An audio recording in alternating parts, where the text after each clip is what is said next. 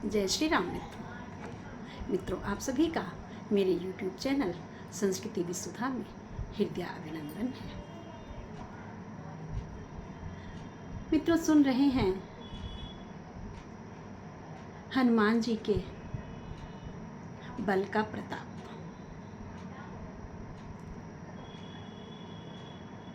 हनुमान जी को बल का ध्यान दिला देने पर वह इतने आतुर हो जाते हैं कि हर कार्य करने को तत्पर हो जाते हैं। वो कहते हैं बस अब तो बस आर या पार। तो हनुमान जी ने कहा कि मैं जाऊंगा और जाकर के रावण को मारूंगा, मैया सीता को लेकर आ जाऊंगा। जामवंत जी कहते हैं नहीं, इतना मत करना, ये तो सब कार्य श्री रामचंद्र जी का है। उन्होंने हमें सिर्फ पता लगाने के लिए भेजा है, सिर्फ और सिर्फ पता लगाने के लिए भेजा है। इसलिए वीर हनुमान, तुम्हें सिर्फ ये करना है कि तुम जाओ, इतना करहु तात तुम जाई, सीता खोज कहूँ सुध आई। सीता का पता लगाओ, ढूंढो और आकर के बताओ कि वो कहाँ है। किसी को मारना पीटना मत। और ये कार्य मेरे प्रभु श्री राम का है। वह जाएंगे और सेना के साथ, हम सभी के साथ, और दुष्ट रावण को मार करके हम सभी को विजय दिलवाएंगे, अर्थात राम की विजय हमारी विजय है। तो ये कार्य श्री भगवान जी का है, श्री रामचंद्र जी का है। ये हमारा कार्य नहीं है, ये तुम्हारा कार्य नहीं है हनुमान। तुम्हें तो सिर्फ जाना है और जाकर के पता लगा करके आना है। हनुमान जी ने कहा ऐसा क्यों? जामवंत जी कहते हैं कि ऐसा इसलिए है पवन पुत्र, क्योंकि यह आदेश नहीं दिया गया है। आदेश सिर्फ ये दिया गया है कि हे वानरों, वानर जूथ जाओ चहुओरा। क्यों जूथ जाओ? कि सीता का पता लगाना, सिर्फ इतना कार्य दिया गया। तो जितना कार्य दिया जाए हमें उतना ही कार्य करना चाहिए। ये बाबा गोस्वामी जी हमें संदेश दे रहे हैं। और पूरी सेना को लेकर जाएंगे तो सेना को भी विजय का घोष मिलेगा, या सेना को भी विजय दिलवाने में उनका सहयोग किया है उन्होंने, ऐसा उन्हें पुरुषार्थ मिलेगा। इसलिए हनुमान जी, आप केवल जाएं और जाकर पता लगाएं। इस तरह से हनुमान जी जाते हैं सभी को प्रणाम करके। मित्रों, एक बात और है, अगर हम कहीं किसी अच्छे कार्य के लिए घर से निकलते हैं तो अच्छे कार्य के लिए घर से निकलने से पूर्व हमारे घर में जो बड़े हैं उनका आशीष अवश्य लेना चाहिए,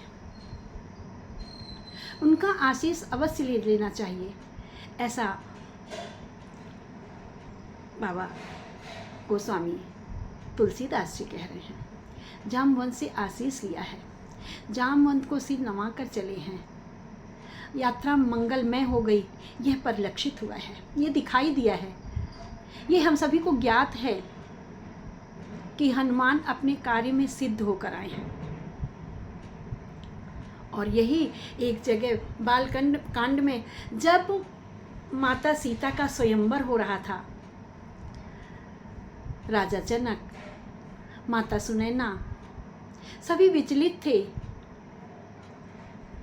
कि धनुष कौन तोड़ेगा, कौन ऐसा महारथी होगा जो धनुष तोड़ेगा। मैया जानकी अपने पिता की जो प्रतिज्ञा थी उस प्रतिज्ञा को लेकर घबराई हुई थी। न जाने कौन धनुष तोड़ देगा, न जाने मेरा वरण किससे हो जाएगा। इसलिए माता सीता माँ अनसुईया के माँ गौरा के पास, पार्वती जी के पास गई हैं आशीर्वाद लेने। आशीर्वाद का इतना प्रभाव है कि अगर आपसे बड़ा, आपका पूज्य, आपका आराध्य यदि आपको आशीर्वाद दे देता है तो आप निश्चित ही सफल होते हैं, आपको सफलता निश्चित ही मिलती है। माँ गौरा ने कहा, सुन सिया सत्य सी से हमारी, पूजे ही मन कामना तुम्हारी। हे सिया सुनो, ये मेरा सत्य वचन है और मेरा आशीर्वाद है तुमको कि तुम्हारी सभी कामना पूर्ण होगी। तुमने जो वरदान मांगा है या तुम्हारे मन में जो इच्छा है वह तुम्हारी सभी इच्छा पूरी होगी। ऐसा माँ गौरा ने सीता जी को आशीर्वाद दिया है। मित्रों, जब कभी हमें किसी अच्छे कार्य से जाना चाहिए तो बड़ों का आशीर्वाद अवश्य लेना चाहिए। और एक बात और ये है कि हमें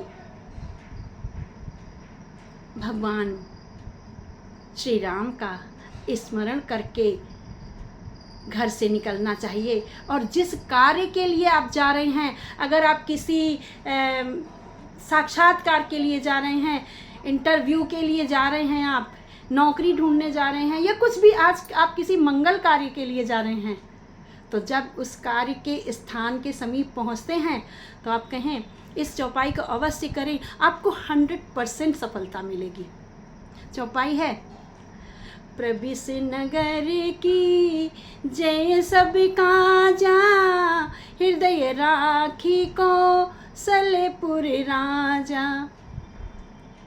उस नगर में प्रवेश करें, अपने अंतर में, अपने मन में श्री रामचंद्र जी के चरण कमलों को बिठाकर,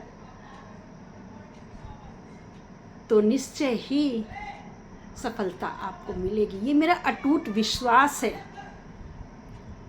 बड़ी दृढ़ता के साथ मैं ये कह रही हूँ कि ऐसा अवश्य होता है। मैंने तो कई बार आजमाया है। बिल्कुल ही सत्य वचन है ये बाबा जी का। तो मित्रों, बने रहिएगा मेरे साथ और चलते हैं सुंदरकांड की ओर। बोलो राजा रामचंद्र की जय।